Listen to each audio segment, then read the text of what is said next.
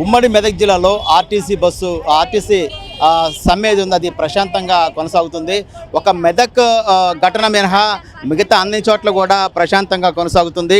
9 డిపోల నుంచి బస్సులు అయితే బయటికి రావట్లేదు. అయితే మనం ఇక్కడ చూస్తున్నాం పోతిరెడ్డిపల్లి చౌరస్తా, సంగారెడ్డి జిల్లా పోతిరెడ్డిపల్లి చౌరస్తాలో నిత్యం ఇక్కడ నుంచి సంగారెడ్డి నుంచి హైదరాబాద్కి ఉద్యోగరీత్యా ఇక్కడ నుంచి వెళ్తుంటారు.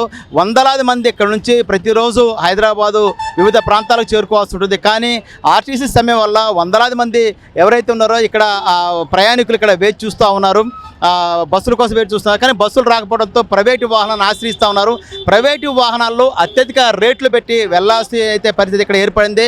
అయితే మోతాదుకు మించి కూడా ఇక్కడ ప్రయాణికులు ఎక్కించుకోవడం వల్ల కూడా ప్రమాదాలు జరుగుతున్నాయి. కొద్దిసేపటికైతే ఒక ప్రమాదం ప్రటంచలు జరిగడం మనకు సమాచారం అవుతుంది. మనం ఇక్కడ చూస్తున్నాం ప్రయాణికులందరూ కూడా బస్సుల కోసం వేరు చూసే పరిస్థితి మనకు కనిపిస్తుంది. ఎక్కడికి వెళ్ళాలి, మీరు ఎక్కడి నుంచి వస్తున్నారు? మీరు నేను హాస్టల్ కాడుకోవాలి, పిల్లలను తోలుకరానికి చదువులు ఇచ్చిర్రంట.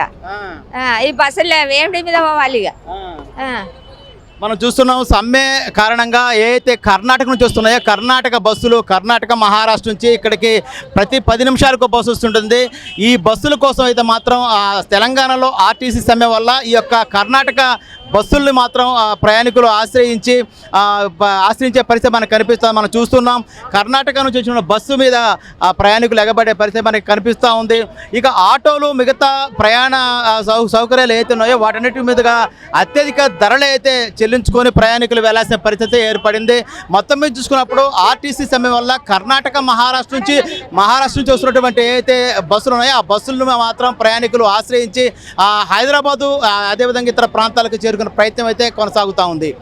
కెమెరా పర్సన్ వినోద్, PV రావు, 10 టీవీ, సంగారెడ్డి నుంచి.